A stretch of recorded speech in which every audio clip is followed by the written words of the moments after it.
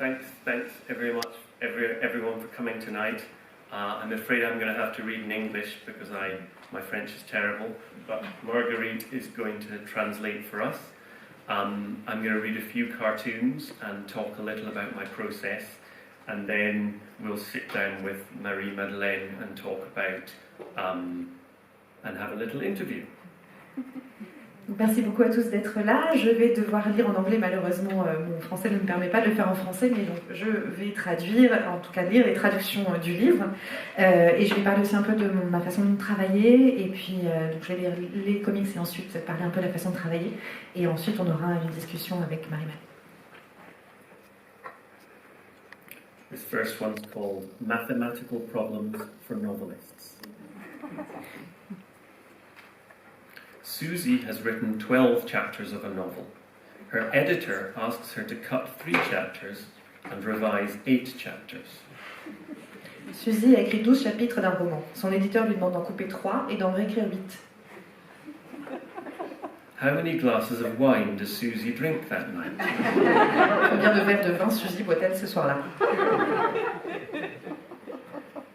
Every day, Paul spends 3 hours procrastinating, 2 hours worrying, and 1 hour napping. Chaque jour, Paul consacre 3 heures à la procrastination, 2 heures à se faire du souci et 1 heure à faire la sieste. How long until the publisher asks Paul to repay his advance? Quand l'éditeur de Paul lui demandera-t-il de rembourser son avance? Anne writes a new novel every 6 months. 3/4 of Anne's novels are bestsellers, and 2/3 win prizes. Anne écrit un nouveau roman tous les 6 mois, 3/4 de ses romans sont des best-sellers et 2/3 remportent des prix littéraires. How much do you hate Anne? À quel point détestez-vous Anne? So these cartoons appear every week in the Guardian newspaper on Saturdays in the review section, which is their kind of arts and books section. Donc ces bandes dessinées paraissent tous les samedis dans le Guardian, dans la partie critique et la partie review, qui est leur section bande dessinée, leur magazine consacré à l'art. And this, I did a cover that just one time, and this one was for a special issue with lots of stuff about time travel. Et donc j'ai fait une fois la couverture, et c'était pour un numéro spécial avec beaucoup de choses sur le voyage dans le temps.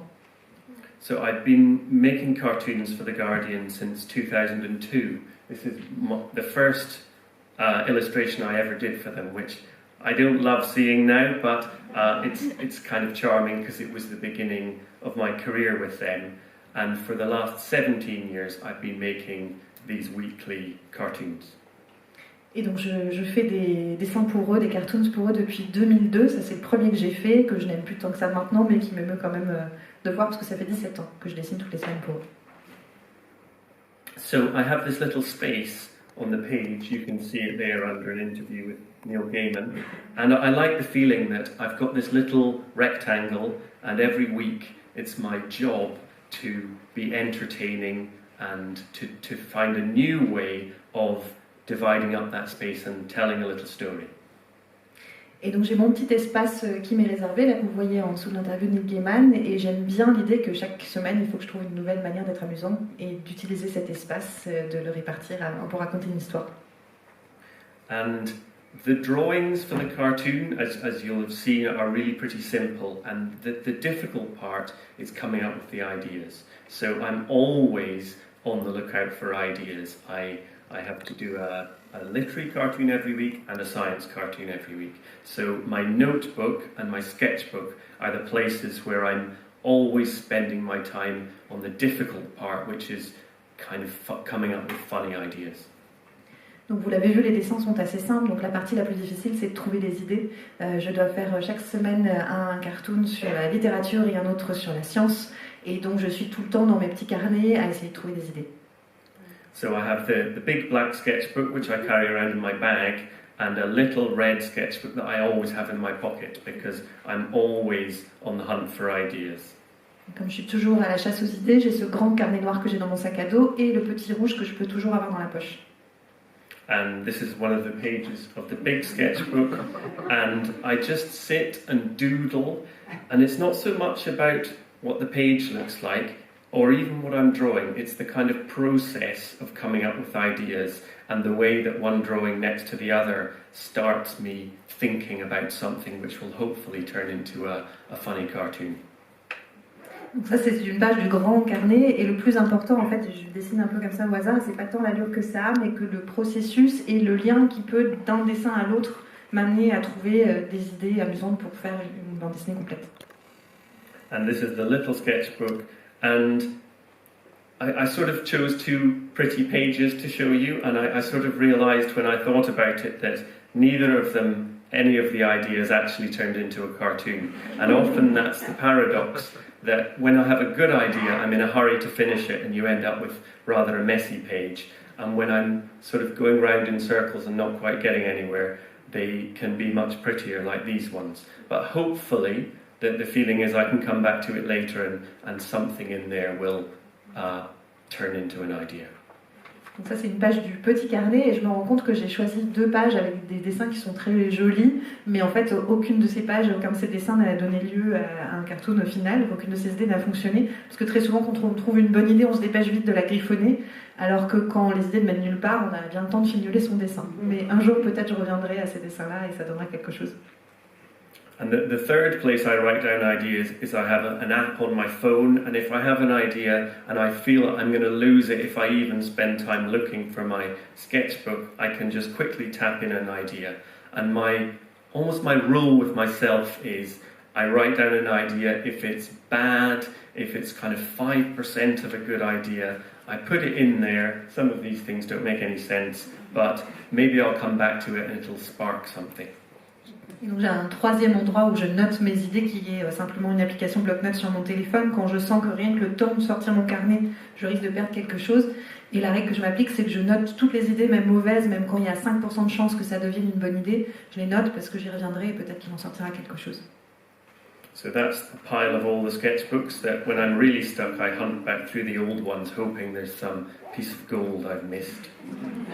Voilà tous mes carnets et quand je suis vraiment bloquée, j'y reviens parfois en espérant qu'il y ait un truc en or que j'ai loupé les premières fois. And once I've got the idea and it's kind of working in the sketchbook, that's really the difficult part done. And then I go on to make the drawing and fit it into the rectangle for the newspaper, and that involves making a pencil drawing and working on that till it's just right, and then tracing it on a light box, which means I can trace onto regular paper, and I make a very neat ink drawing, and then I colour that on the computer. Et donc une fois que j'ai trouvé une idée qui marche sur le carnet, le plus dur est fait, et là je peux passer au dessin à proprement parler, à faire tenir ça dans mon petit rectangle de ma chronique du Guardian, et là je prends le temps de bien dessiner au crayon, et ensuite je passe sur la table lumineuse pour faire un dessin net à l'encre, et après je colorie sur ordinateur. So now I'm going to read a few more of the cartoons, and with a few of them I'll show some sketches related to them. Et donc maintenant je vais lire quelques cartoons de plus, et puis avec quelques-uns je montrerai les esquisses aussi. The Librarians. Bibliothécaires. We thought the government had beaten them, but they'd only chased them underground. On les croyait vaincus, mais on les avait seulement repoussés sous terre. Then one day the librarians came back. Puis un jour... With superior organisation skills, they quickly seized power. Opponents were mercilessly shushed. Puis un jour, les bibliothécaires revinrent, dotés de compétences organisationnelles supérieures, et s'emparèrent rapidement du pouvoir. Every building was converted into a library, every wall into bookshelves. Chaque bâtiment devint une bibliothèque, chaque mur une étagère, chaque passeport une carte d'abonnement. Notez les petites différences avec la traduction. Every person into a library card holder. Voilà, chaque passeport une carte d'abonnement. A whole world organised on the Dewey Decimal Classification System. Le monde entier fut structuré sur le système de classification décimale Dewey. We never should have messed with the librarians. On n'aurait jamais dû déconner avec les bibliothécaires. That one came about because in the UK the government's been kind of defunding libraries a lot, and I wanted to make something in support of the librarians, but I didn't want to make a cartoon which was, ooh, aren't librarians all lovely? I sort of thought if I do the opposite and make them the kind of villains, then that's kind of, I think people get the point that it's absurd, and hopefully the librarians understand that I'm really on their side. Donc ce cartoon il est venu parce qu'il y avait une politique en Angleterre de couper les financements des bibliothéques, et je voulais faire des dessins en soutien aux bibliothécaires, et je me suis dit je peux pas faire un truc tout mignon en disant qu'ils sont formidables, donc je me suis dit au contraire si je fais d'eux les grands méchants on va voir c'est absurde, et j'espère que les bibliothécaires comprendront que je suis de leur côté. This one's called Some Useful New Words for Readers. Bookendschmerz. Encroaching melancholy as you approach the end of a good book. Mélancolie naissante à l'approche de la fin d'un bon livre. Leichtelbucheifersucht. Envying someone enjoying a light, fun book while you struggle through a long, worthy one. Jalousie qu'on porte à celui qui se délecte d'un livre léger alors qu'on se débat avec un texte ardu. Stapelschuldgefühl. Guilt felt upon buying new books when you have a pile of unread ones at home. Culpabilité liée à l'achat de nouveaux livres alors qu'on a une pile non lue chez soi. Buchverlusterleichterung. Relief upon finding that you have lost your copy of a book that you weren't really enjoying. Soulagement que procure la perte de l'exemplaire d'un livre qui ne nous plaisait pas vraiment. This is my sketchbook page where I was working out, as somebody who doesn't speak German, how to come up with some German compound words. And I didn't want Germans to read them and say, well, that doesn't work. So I got my friend Frank, who's German, to help me. So this is a rather messy page where I used Google Translate to do my bad versions, and then Frank helped me to make them more silly, but possible. Donc ça c'est la page de croquis où j'essayais de fabriquer ces mots allemands alors que je ne parle pas allemand, et donc j'ai demandé à un ami Franck qui lui parle allemand de vérifier parce que je voulais que ce soit idiot mais crédible quand même pour les Allemands, donc c'est pour ça que c'est un peu en bazar parce que j'ai utilisé Google Translate puis je lui ai demandé de m'aider. So, I've taken a look at your latest draft. J'ai survolé votre projet. The pages with stickies on them are the ones that need a little bit of work. Je l'ai annoté à l'aide de ces notes jaunes autocollantes. Les pages avec feuillets sont celles qui demandent un peu de travail. And the pages without stickies are the ones that need an absolutely huge amount of work. Et les pages sans feuillets sont celles qui ont besoin d'une quantité phénoménale de travail. I always feel a bit bad when I read a cartoon live that's kind of a little bit negative or cruel about editors and publishers, especially when my editors and publishers are in the audience. But it's all written with love, and unfortunately, happiness isn't very funny, and failure tends to be better in cartoons. Je me sens toujours un petit peu mal quand j'écris quelque chose d'un peu négatif sur les éditeurs, etc., alors que mon éditeur est dans la salle. Mais le bonheur, c'est pas très drôle, donc, alors que l'échec, en général, c'est beaucoup plus marrant. Tragic deaths in the badly written novel. Choked on a piece of terrible dialogue. Étouffé avec un dialogue navrant. Lost forever down a colossal plot hole. Disparu dans un gouffre béant de l'intrigue. Drowned in a sea of unnecessary details. Noyé dans une mer de détails inutiles. Died from a fall in a bungled cliffhanger. Chute mortelle sur fond de suspense ridicule. Crushed by an enormous chunk of exposition. Écrasé sous le poids de l'exposition. There's an American illustrator called Edward Gorey, who I've always been a huge fan of his. He does very gothic, funny cartoons with lots of cross-hatching. And all my work is slightly inspired by him, but this one was particularly inspired by my love of his work. Il y a un dessinateur américain que j'aime particulièrement qui s'appelle Edward Gorey, et tout mon travail est très inspiré de lui. Il fait beaucoup de hachurés comme ça. Ce dessin en particulier s'inspire de lui.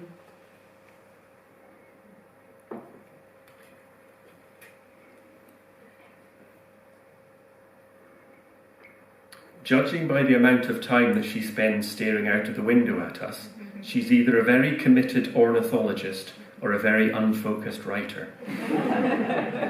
À en juger par le temps qu'elle passe à nous observer par la fenêtre, soit c'est une ornithologue professionnelle, soit une écrivaine fort dissipée. And this is the sketchbook page where I was working out what to do with the birds. And I sometimes get cartoons like this where it could go either way. It could be a science. I could have pushed the ornithology angle and done as a New Scientist cartoon, or the writer angle and take it to the Guardian. And it felt a bit more writery. It was also at the beginning of lockdown, so we were all spending a lot of time indoors peering out the window. Donc là, c'est la page de mon carnet de croquis où je me demandais encore ce que j'allais faire de ces oiseaux. J'aurais pu les pousser dans le sens ornithologique et en faire un cartoon scientifique, ou plutôt pour le Guardian, et j'ai trouvé que ça évoquait plus la littérature. Et puis c'était le début du confinement, on passait beaucoup de temps à regarder par la fenêtre. The overly complex thriller. Intriguing conversation. Conversation intrigante. Inexplicable death. Mort obscure. Puzzling phone call. Appel déroutant. Disorienting chase. Poursuite déboussolante. Mystifying documents. Document trompeur. Perplexing double cross. Trahison inexplicable. Convoluted search. Recherche alambiquée. Unfathomable conspiracy. Complot imbitable. Impenetrable explanation. Explication impénétrable. Bewildering showdown. Déroutante confrontation. Baffling ending. Fin déconcertante. And I like using these very simple little stick figures for my cartoons. Sometimes I get a bit more complicated, but often for humour, having a very pared down drawing of a person which can be read almost like a simple font is kind of useful, and I really enjoy the challenge of conveying things with these very simple stick figures. J'aime bien les personnages très simples, presque comme des bonhommes bâtons. J'aime bien le défi que ça représente, c'est presque comme des caractères en fait, d'arriver à faire passer l'histoire avec ces personnages tout simples. And this is a selection of stick figures cut out of various cartoons I've done over the years. Ça, c'est une sélection de personnages extraits de cartoons que j'ai dessinés au fil des années. Coronavirus advice from a Regency novel. Stay home. Rester à la maison. Like a young lady ostracized for unbecoming behavior. Comme une jeune femme exclue pour comportement inconvenant. Socially distance. Respecter la distance sociale.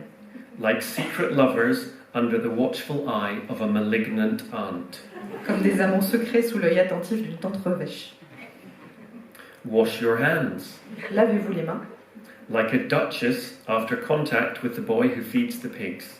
Comme une duchesse après un contact avec le garçon porché. Wear a mask. Porter un masque. Like a respectable gentleman on his way to a secret moonlight tryst. Comme un gentilhomme en route pour un rendez-vous galant au clair de lune. This cartoon and the next one were both done during the coronavirus lockdowns, which were pretty bad and depressing time in lots of ways, but I found I did some quite good cartoons that I was happy with, and I think maybe there was a kind of a thing I could reference that everybody was going through at the same time. So everybody in Britain at that time was the news was saturated with coronavirus, so I didn't have to think that hard about a topic, and I just had to find an interesting way into it, and that was the kind of almost the opposite of modernity of the Regency novel. Alors le dessin précédent, le cartoon précédent et le suivant, je les ai faits pendant l'épidémie de coronavirus, et je les aime bien. Je crois que j'avais quelque chose que je pouvais évoquer, que tout le monde était en train de vivre en même temps. Le coronavirus était partout dans les news en Angleterre, et il fallait juste trouver l'approche intéressante, et ça me paraissait être exactement l'opposé justement de ce temps du roman de la Régence. The bookshop cat and the pandemic. The carefree days before. Les jours insouciants d'avant. The terrifying early weeks. Les premières semaines terrifiantes. The long months of lockdown. Les longs mois de confinement. The triumphant reopening. La réouverture triomphante. And people often ask me, where my ideas come from, and often it's just sitting and thinking and scratching my head. But weirdly, in this one, you can kind of see in my sketchbook how it came about. I did a kids' book last year, and I was thinking about some promotional items, and I had this idea. I saw a lost cat poster and thought I could do a lost children poster, because that's what happens in my book. And I don't know why that's written there. Donc ça c'est le croquis correspondant, et on me demande toujours d'où viennent mes idées. La plupart du temps, j'attends juste que ça se passe et puis une idée apparaît. Là je peux tout à fait raconter d'où ça vient. Je venais de faire un livre pour enfants et j'avais vu une affiche pour un chat perdu, et je me suis dit tiens, pour la promotion de ce livre pour enfants, je pourrais faire une affiche pour les enfants perdus, parce que c'est ça qui se passe dans l'intrigue. Par contre je ne sais pas du tout pourquoi c'est écrit Finish your vegetables à gauche, qui veut dire termine tes légumes. And so I drew this cat with a marker pen. I must have not found my usual pen, and it bled through onto the next page and kind of inspired me to start drawing cats, and then that led to the cartoon. So it was a kind of weird circumstance of that thing appearing on the page. And you can also see here how badly I draw cats, and it took a lot of tracing and redrawing to get the cat that appears in the cartoon. Donc j'ai dessiné ce chat au marqueur parce que j'ai pas dû trouver mon feutre habituel, et du coup il a traversé la page, ce qui de l'autre côté, sur l'autre page de mon carnet, m'a donné envie de dessiner plus de chats, et c'est comme ça que ce cartoon est né. Et vous voyez que je suis vraiment pas très douée en dessin de chat et que j'ai dû beaucoup travailler pour aboutir au dessin final. This is called Great Lost Sentences. 1813. Jane Austen writes a sentence so charming and witty that it gets married to the richest man in Staffordshire. 1813. Jane Austen écrit une phrase si charmante et si spirituelle que celle-ci épouse l'homme le plus riche du Staffordshire. 1903. Henry James writes a sentence so long and circuitous that he becomes lost inside it for 3 days. 1903. Henry James écrit une phrase si longue et tortueuse qu'il s'y perd pendant 3 jours. 1947. Raymond Chandler writes a sentence so hard-boiled that it spikes his drink, steals his savings, and frames him for a murder. 1947. Raymond Chandler écrit une phrase si méchante qu'elle empoisonne son verre, lui vole ses économies et le fait accuser de meurtre. This one's called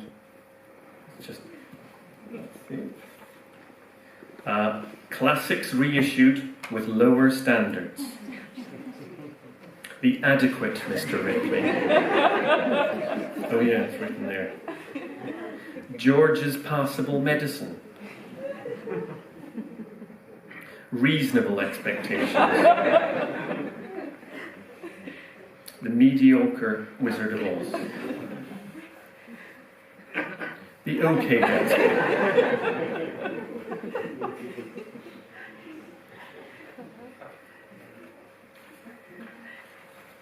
The reclusive author tells us about his writing day. I wake at the same time every day, and after a breakfast that I am unwilling to discuss, go to a room that I will not describe, and write in a manner that I do not wish to talk about. Tous les jours, je me réveille à la même heure, et après un petit déjeuner dont je ne dirai rien, je vais dans une pièce que je ne décrirai pas, et j'écris d'une manière qui m'est propre. People often ask me if I use a typewriter, a word processor, or a pen. I never tell them. On me demande ce que je préfère, la machine à écrire, l'ordinateur ou le stylo. Je ne réponds jamais. When I have written a specific number of words, I stop. The way I choose to spend the rest of my day is a private matter. Lorsque j'ai écrit un certain nombre de mots, je m'arrête. La façon dont je choisis de passer le reste de ma journée me regarde. The reclusive author will neither confirm nor deny that an as yet untitled new book may or may not be published at some time in the near or far future. L'auteur reclus ne confirmera ni n'infirmera qu'il fera paraître ou non un nouveau livre sans titre à un certain moment dans un avenir proche ou lointain. And I'm not a reclusive author, and I'm happy to talk about my process, but he is one of the things I do to come up with ideas is walk. I drink coffee and I walk. I walk to my studio drinking coffee and then I work, and if things don't go well I walk to a cafe, drink more coffee and think more. And there's something for me about the act of walking, slightly caffeinated, which is the closest thing as I've got to a system for coming up with ideas. Moi, je ne suis pas un auteur reclus, mais par contre, pour trouver des idées, je marche beaucoup, je bois beaucoup de café et je marche, je prends un café, je marche jusqu'à mon atelier. Si ça ne fonctionne pas, je vais prendre un autre café dans un café. Et c'est ce qui fonctionne bien pour moi, pour trouver des idées, c'est de marcher avec un certain niveau de cocaïne dans le corps. J'ai dit caféine.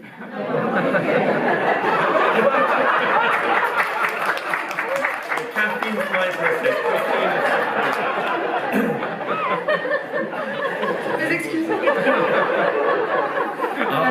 After the talk, you can have some food. This one's called bedtime reading routine. Get into bed. Se mettre au lit. Take book from bedside table. Prendre le livre sur la table de chevet. Open book at marked place. Open book at marked page and place in lap. Ouvrir le livre à la page marquée et le placer sur ses genoux. Pick up phone and scroll through social media for 45 minutes. Attraper le téléphone et parcourir les réseaux sociaux pendant 45 minutes. Replace bookmark in book and go to sleep. Replacer le signet et s'endormir. Whenever I spend any time with my mum and anything even vaguely amusing happens, she always says, "Ooh, Tom, this will make a good cartoon," which is almost always not true. But in this case, this is one of the very few cartoons where I did almost exactly what was described there, and then thought, aha, this will make a good cartoon. And since I've done it, I've met so many people who've said, I do that. Ma mère me dit toujours, dès qu'il se passe quelque chose de drôle, ah Tom, ça ferait un super cartoon, tu devrais dessiner. Et la plupart du temps, c'est faux. Mais ça, c'est un des rares cas dans lequel j'ai fait exactement ça. Et en fait, depuis que je l'ai dessiné, j'ai beaucoup de gens qui m'ont dit, ah bah oui, je fais exactement ça. Okay, now this is the last cartoon I'm going to read, and it's very short. I married a memoirist, so I suppose I must accept this unflattering portrait of me. J'ai épousé une biographe, je dois donc accepter ce portrait peu flatteur de moi. But your description of Marlon as a bad dog is untrue, unkind and unforgivable. Mais dire que Marlon est un mauvais chien est inexact, mesquin et impardonnable. Okay, thanks very much.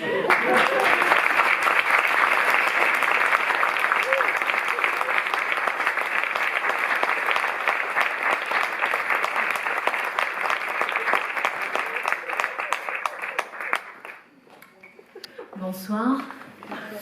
J'ai plus rien à dire.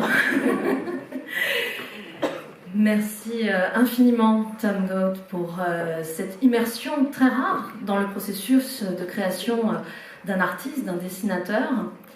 Nous avons même appris la passion inavouable de Marguerite Capelle pour la cocaïne. Puisque vous avez eu la gentillesse de nous faire partager votre processus de travail, de création, je propose, il ne reste que ça à faire, de vous mettre sur le divan du coup et d'aller chercher les origines de ce travail. D'une certaine manière, d'essayer de comprendre qu'est-ce qui vous a amené à faire justement ce travail de recherche humoristique autour des thématiques qui nous occupent aujourd'hui, c'est-à-dire la littérature, parce qu'il était question de ça aujourd'hui, mais également la science, puisque vous nous avez dit tout à l'heure que vous faisiez aussi des dessins pour une revue scientifique. Je sais que vous êtes né en Écosse et vous avez fait des études d'art et que c'est évidemment ce que vous avez travaillé à faire et à apprendre, mais qu'est-ce qui vous a donné envie de dessiner, de raconter des histoires ? Et est-ce que, ce sera peut-être dans une deuxième partie, une question dans une deuxième partie, est-ce que l'humour a toujours fait partie de votre univers? Well, I didn't always want to tell stories, but I always loved stories and I loved comic books. My parents were big fans of the local library and they'd take us there every week, and the only comic books they had in the library were all the Asterix books and all the Tintin books. And so that was early on, I saw those and I just loved looking at them and copying the drawings. But I just always imagined that I would draw and somebody else would come up with the stories, and that writing stories was something that cleverer people did. And it wasn't until I got to art school and my tutors encouraged me to make my own stories out of my pictures, and I realised it's almost more fun for me making stories than making pictures. I love to draw, but more and more I love to draw to tell stories, not to make art to be admired. And what was the second part? Oh, sorry, you've got to translate that. En fait, j'ai pas toujours voulu raconter des histoires, mais j'aimais les histoires, j'aimais la bande dessinée très jeune. Mes parents étaient très fans de la bibliothèque du coin et ils nous y emmenaient toutes les semaines. Et en fait, les seuls BD qu'ils avaient, c'était les Astérix, les Tintin. Et très tôt, je les ai adorés et j'ai copié les dessins. Mais j'ai toujours imaginé que je dessinerais, mais que quelqu'un d'autre raconterait les histoires. Pour moi, écrire les histoires, c'était un truc pour les gens intelligents. Et c'est arrivé aux Beaux-Arts que j'ai des professeurs qui m'ont encouragée à écrire des histoires pour aller avec mes dessins. Et je me suis rendu compte que ça m'amusait presque encore plus que de dessiner l'image. J'aime toujours énormément dessiner, mais je préfère dessiner pour raconter une histoire que pour faire quelque chose, une œuvre à admirer simplement parce qu'elle est belle. And I've remembered your question about humour in that little pause, which is good. There always was humour in my work, but I sort of tried to deny that when I was at art school. I wanted to be a kind of passionate artist who threw paint at a canvas and screamed from his soul, and it was pathetic. I was so bad at that, and it was just the worst work. And it was when I realised the work of mine that was always best was when I made a silly birthday card for a friend, or I drew a cartoon or drew a diagram without trying to be a passionate artist. Then the humour and the lightness came out, and I realised that was the work I made that was best. Donc je viens de me souvenir de la question qui portait sur l'humour dans mon travail. J'ai pas toujours intégré l'humour dans mon travail. C'était quelque chose. Enfin, il y en a toujours eu d'une certaine manière, mais quand j'étais aux Beaux-Arts, je le niais un peu parce que j'avais envie d'être cet artiste passionné qui balance de la peinture sur les toiles et qui hurle du plus profond de son âme et s'exprime comme ça. Et j'étais assez pathétique parce que en fait j'étais nulle quand j'essayais de faire ça. Mes œuvres étaient vraiment très mauvaises et je me suis rendu compte que mes dessins étaient beaucoup mieux quand je dessinais une carte d'anniversaire pour un copain, ou que je faisais simplement un petit cartoon ou un schéma ou quelque chose comme ça. Et parce que ça permettait à l'humour et à la légèreté de transparaître et que ce que je faisais était toujours bien meilleur. Vous avez dit que vous avez découvert une vraie passion pour les histoires, plus peut-être encore que pour les dessins eux-mêmes. Donc ma question est, est-ce que vous avez été tenté par l'écriture indépendamment du dessin, ou est-ce que ce sont deux modes d'expression qui sont chez vous indissociables et complémentaires? Well, I think a few years ago I would have said I feel much more confident drawing than I do writing, because I've studied art at art school, and since I was a little boy I just would go behind the sofa with some paper and just happily draw there for hours. So there's a natural comfort in drawing which I enjoy, and writing feels like hard work, and coming up with ideas feels like hard work, whereas the drawing part's quite pleasurable. So the idea of writing and not getting to illustrate it feels like I'd just be doing the difficult part. So I think even if I wrote a novel, I'd want to put some illustrations in it because I just love drawing.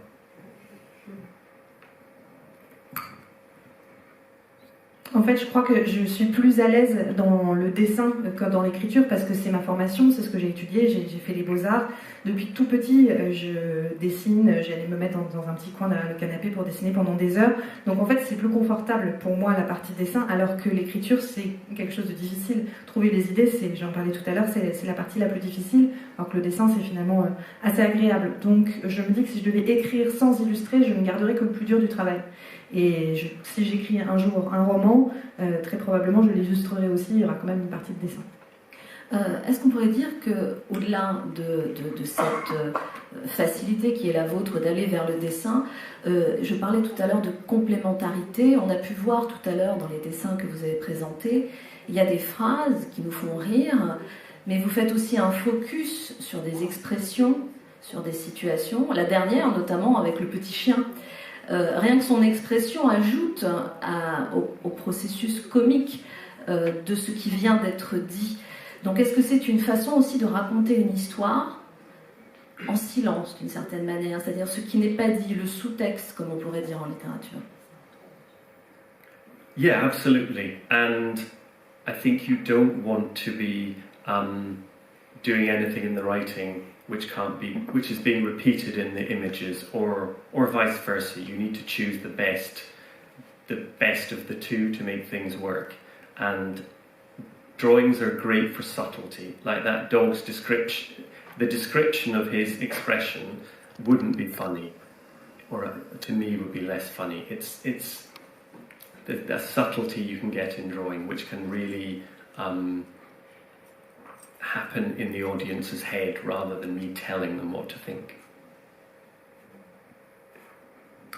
Oui, tout à fait. En fait, on n'a pas envie que le texte répète ce qui se passe dans l'image et vice-versa.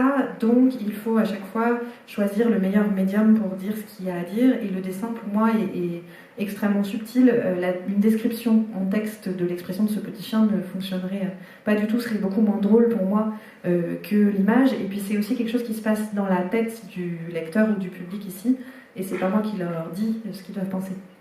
And the fun you can have with a comic is sometimes the words and pictures can be saying opposite things, or the pictures can undermine the words, or sometimes my writing voice, it could be a rather pompous voice, and the images kind of undercut that and show the writer part to be an idiot or a fool. So that's a real fun you can have with working with text and images together. Et ce qu'il y a de drôle aussi quand on fait dans la bande dessinée, qu'il y a à la fois les mots et l'image, c'est que parfois les mots et l'image s'opposent, disent le contraire. Je peux avoir par exemple une voix dans le texte qui va être extrêmement pompeuse, et les images vont venir contredire ça et faire passer cette voix pour idiote. Et c'est ça qui est très amusant dans la juxtaposition des images et des textes. Dans le travail, dans la revanche des bibliothécaires et dans le travail que vous faites de façon plus générale pour le Guardian, vous nous emmenez en immersion à la fois dans le milieu littéraire, dans l'édition, dans la vie des écrivains, où on sent qu'il y a une connaissance extrêmement fine de ce milieu-là. Au-delà de votre propre expérience, puisque vous publiez, est-ce que vous avez fait un travail d'approche, d'observation, de recherche auprès des éditeurs? Est-ce que vous avez des amis écrivains que vous observez? Comment est-ce que ça fonctionne? Où est-ce que vous allez chercher ces anecdotes? Parce que, bien évidemment, quand on connaît un peu le milieu d'édition, et puis même quand on ne le connaît pas, mais que simplement on s'y intéresse, on reconnaît énormément de choses tristement réelles dans ce que vous racontez. Quel est votre travail d'enquêteur d'une certaine manière? Well, a little bit comes from my personal experiences, which I then exaggerate, or I think, oh, imagine if this meeting had gone totally wrong, or kind of imagining the worst case scenario of things.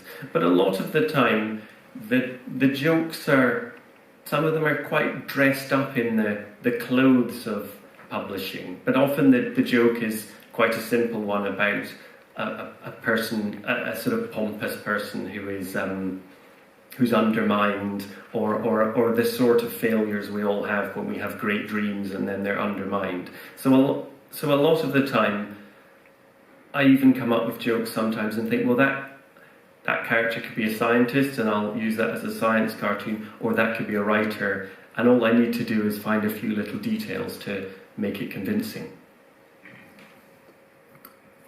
Il y a une partie qui un petit peu qui vient de mon expérience personnelle et qu'ensuite j'exagère. Par exemple, j'imagine, tiens, si cette réunion avait complètement tourné au fiasco, j'imagine le scénario du pire sur chaque petite anecdote que j'ai pu vivre.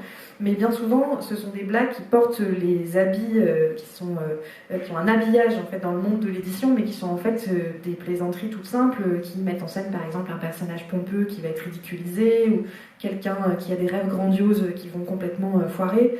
Ça m'arrive même de dessiner des personnages et de me dire tiens, ça pourrait être aussi bien un scientifique qu'un écrivain ou quelqu'un du monde littéraire, et de décider assez tardivement en fait dans l'écriture de la blague de quel côté je vais le placer. Est-ce que ça veut dire que le travail que vous faites aussi pour la revue scientifique fonctionne de la même manière, c'est-à-dire que le contexte change, mais finalement le mécanisme humoristique pourrait être le même dans un autre corps de métier, ou est-ce que là aussi il y a peut-être aussi un travail, vous êtes poussé à vous intéresser plus particulièrement à la science? Well, I was quite worried when I started work for New Scientist because I had been a reader for years, and as you say, I'd had work published. So I felt like I knew the world of books reasonably well, but I've had no scientific education and don't know much about science. But I am a sort of fan, I suppose.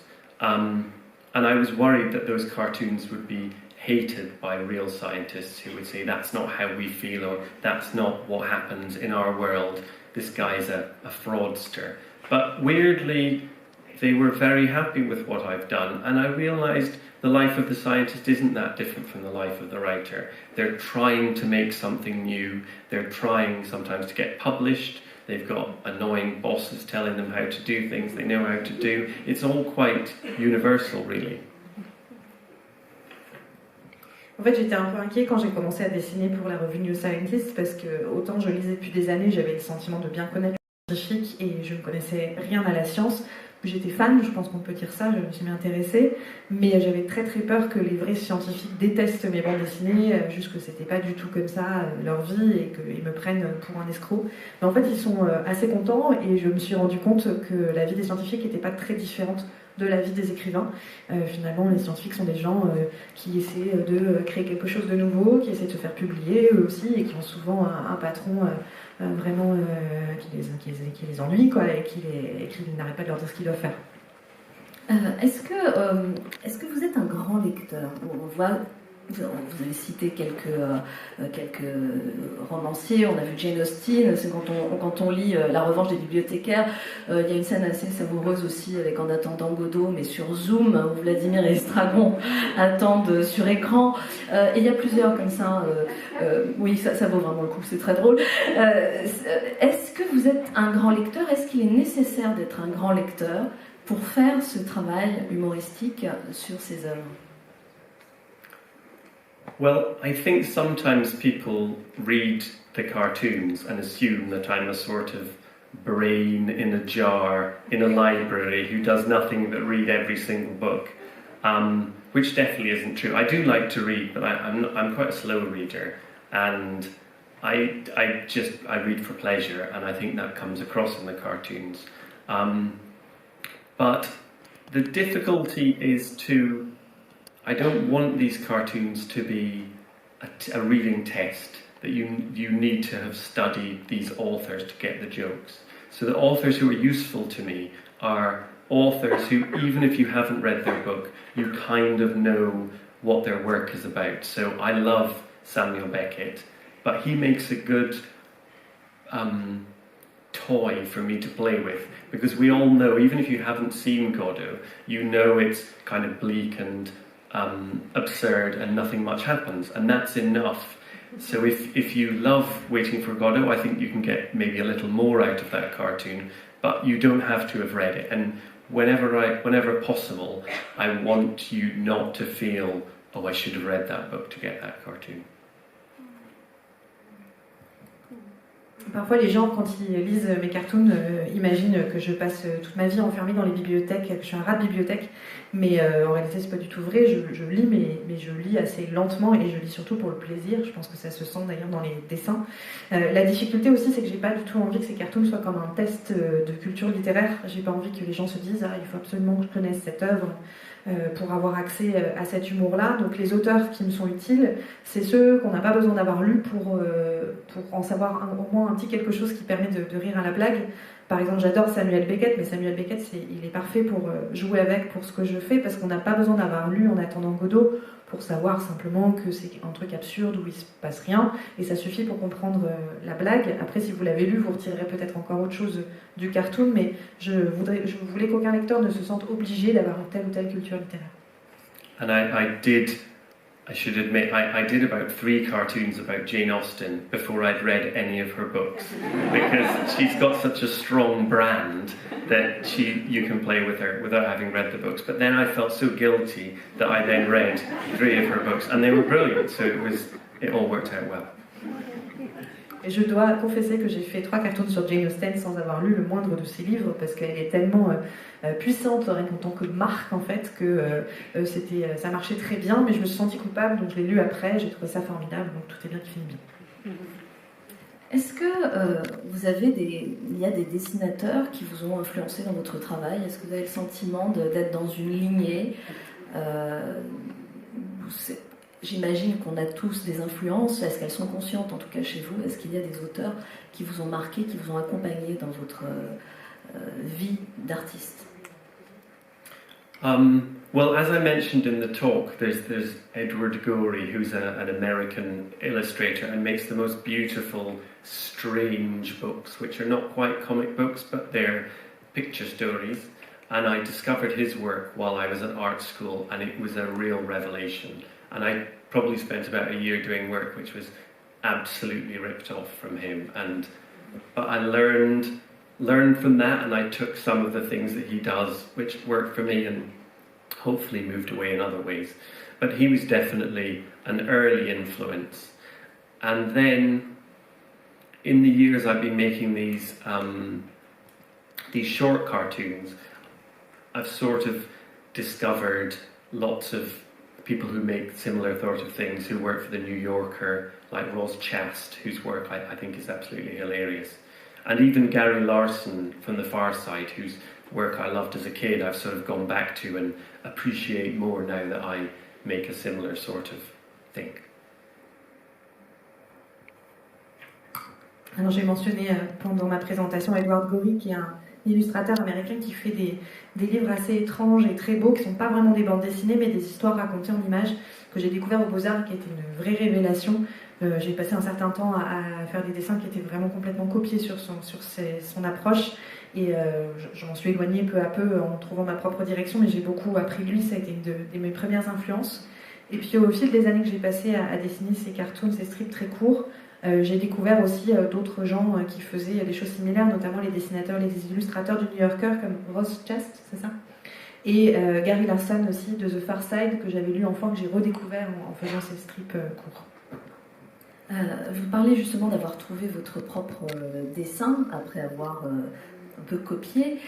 Quel est le processus? Vous nous avez montré le processus de création tout à l'heure, mais je me demandais si vous alliez directement vers cette économie d'images et de mots, ou est-ce que vous autorisiez au départ à vous étendre, à étendre l'histoire, et qu'il fallait ensuite la ramasser? Comment ça fonctionne? Well, I think my drawing style came about when I first started making comics, because before that I was making illustrations and I was working in very complicated ways and figuring things out. But when I started writing comics, the storytelling aspect was so difficult that I felt I don't have time to make these into beautiful, complicated drawings. I'll just do them with the simplest stick figures that I can make work.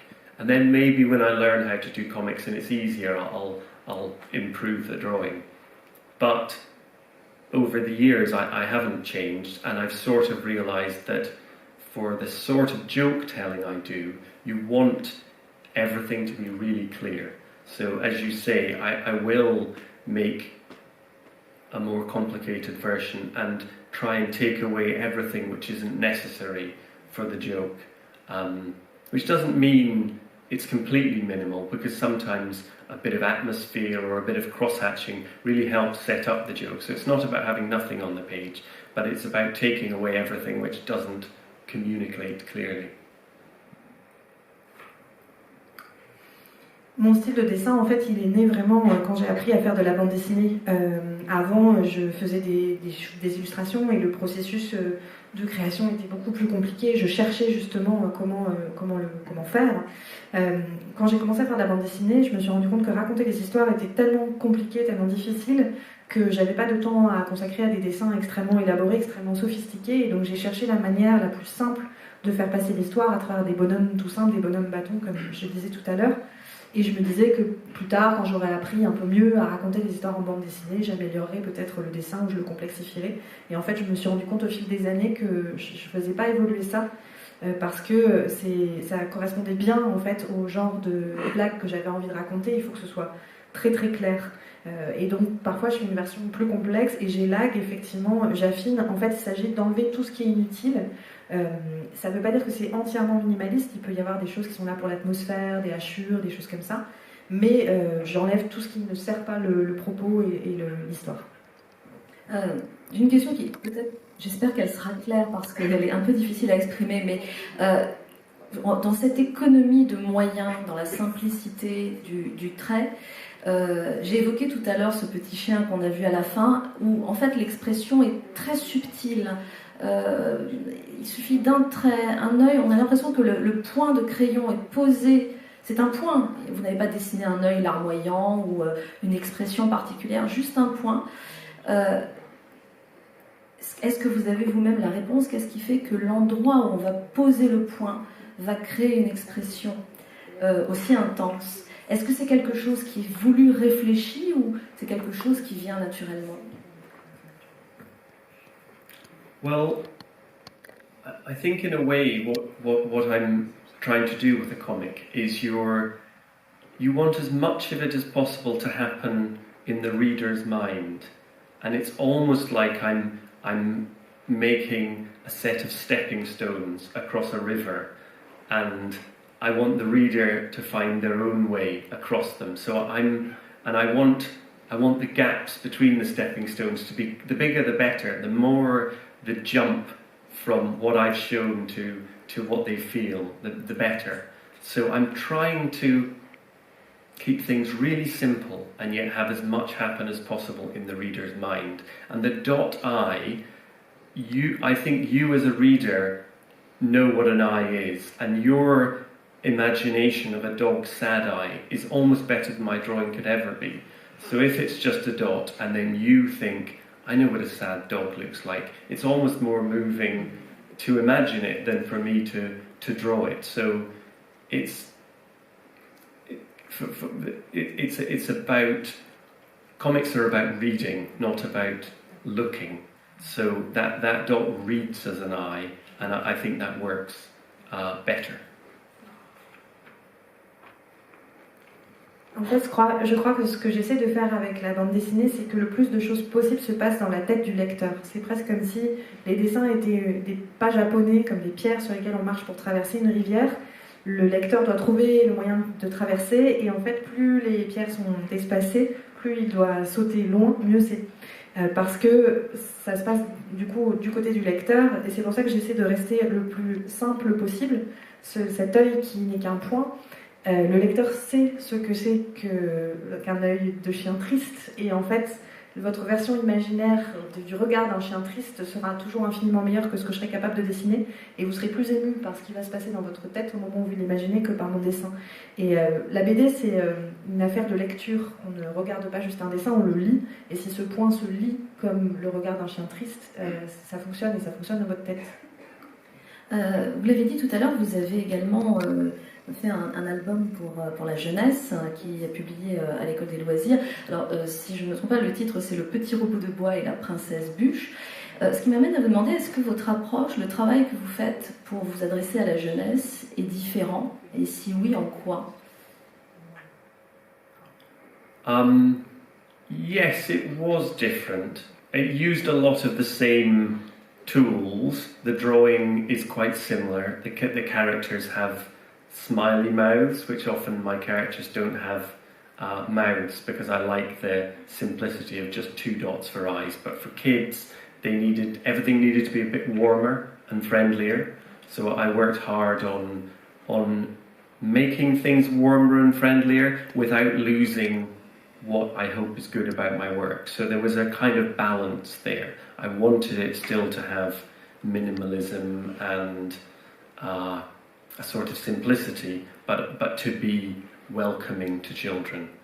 And the other big difference with a children's book, especially of the sort I wrote, which is very much a bedtime story, is you read a comic to yourself and you read the words and the pictures at the same time, and as I was saying, they come together in the brain.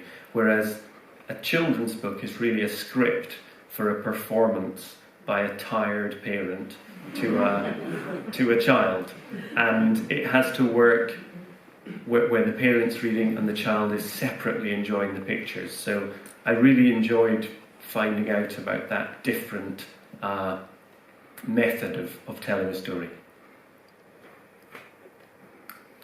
Oui, c'est effectivement différent. J'utilise beaucoup d'outils qui sont similaires. Le dessin est similaire, mais ils ont des bouches souriantes. Moi, j'aime bien je ne fais pas de bouche à mes personnages d'habitude parce que j'aime bien la simplicité d'avoir juste 2 yeux sous forme de points. Mais pour les enfants, il fallait que ce soit plus chaleureux, que les personnages aient une forme de bienveillance. Donc j'ai travaillé dur pour avoir des personnages plus chaleureux pour les enfants sans perdre ce qui fonctionne pour moi dans mon dessin, qui est ce minimalisme et cette simplicité. L'autre grosse différence, c'est qu'un livre pour enfants, en tout cas comme celui que j'ai écrit, c'est typiquement le livre à raconter le soir avant d'aller au lit. Et donc, contrairement à une bande dessinée qu'on lit tout seul et où on découvre en même temps les mots et les images, là c'est plus une sorte de scénario pour une interprétation, une performance que va devoir livrer un parent fatigué pour ses enfants. Et donc l'enfant va apprécier séparément en fait les images pendant que les mots sont lus par l'adulte. Donc c'est une façon de raconter des histoires qui est différente et j'ai beaucoup aimé la découvrir. Ceci dit, c'est un peu ce que vous avez fait pour nous ce soir. Yes, yeah, and for that reason I have to, edit the cartoon so you don't see the words and pictures at the same time. So yes, a similar thing. Oui, d'ailleurs c'est exactement pour ça que j'ai découpé les images pour que vous ne voyiez pas les mots en même temps que les images quand je vous les lis. Donc c'est le même processus. Est-ce que quand vous avez publié ce livre en Angleterre, vous avez eu des échanges avec des gens justement du milieu littéraire, des bibliothécaires, des libraires, des éditeurs qui ont réagi à vos différentes anecdotes, même quand vous les publiez dans le Guardian? Est-ce que vous avez des retours des gens de la profession? You mean for this book or for Oui, pour les revanches des bibliothécaires.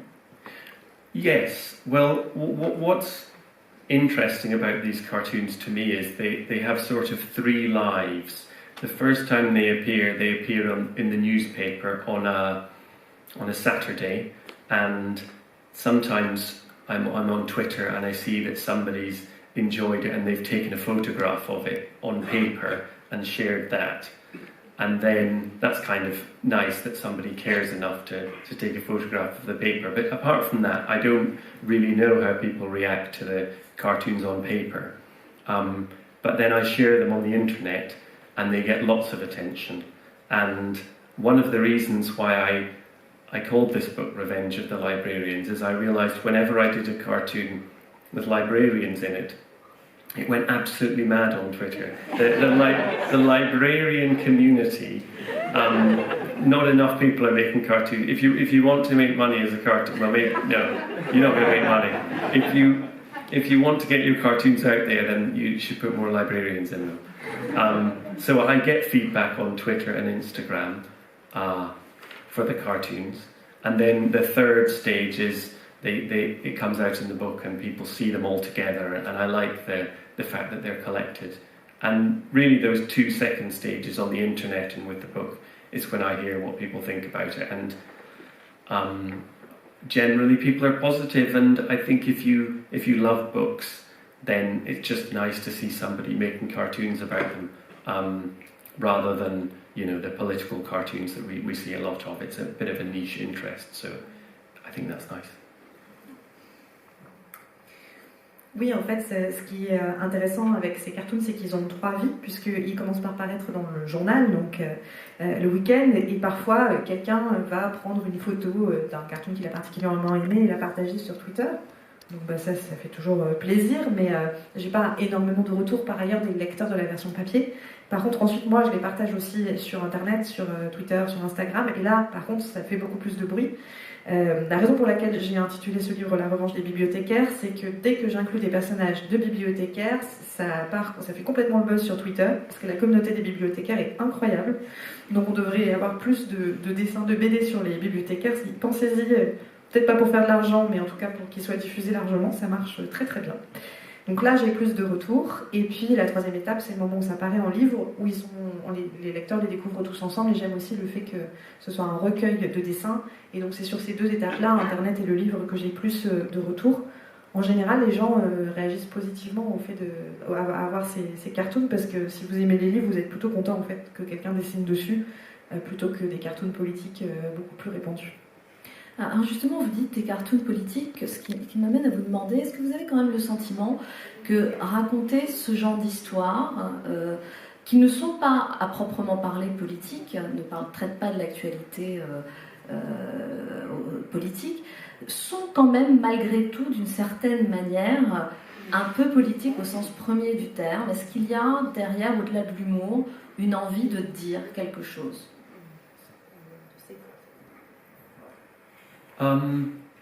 Yeah, I think there is, and I suppose I use the word political to almost mean party political things, and when I do get more political in the cartoons, it's almost like I'm trying to be philosophical rather than political, if you see the difference there. And I guess what's interesting about making these weekly cartoons is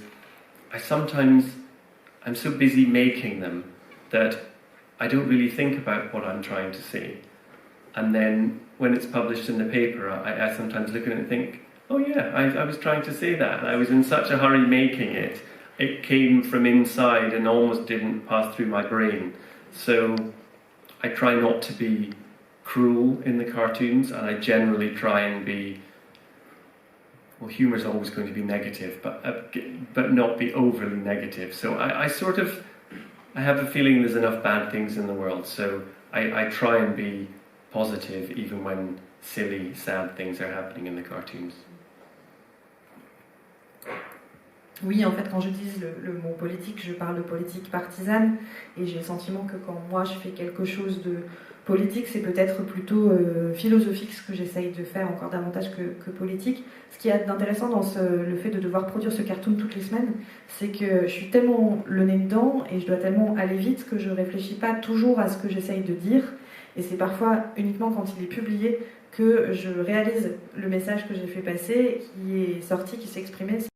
Des choses que j'essaye de faire ou de ne pas faire, j'essaye de ne jamais être cruelle. L'humour est souvent assez critique, mais j'essaye toujours qu'il ne soit pas trop négatif. Il y a suffisamment de choses moches dans le monde. J'essaie toujours qu'il y ait quand même quelque chose d'un peu positif. J'aime bien l'idée de terminer cette rencontre sur le mot positif, avec tout l'humour et l'esprit que l'on trouve dans La Revanche des bibliothécaires, un album absolument délicieux de drôlerie, d'esprit, d'intelligence. C'est publié aux excellentes éditions 2024. On va pouvoir vous retrouver dans un instant, Tom Gauld, pour une dédicace. On a notre libraire juste en face, on pourra trouver votre album et je crois que vous prêterez à l'exercice de la dédicace.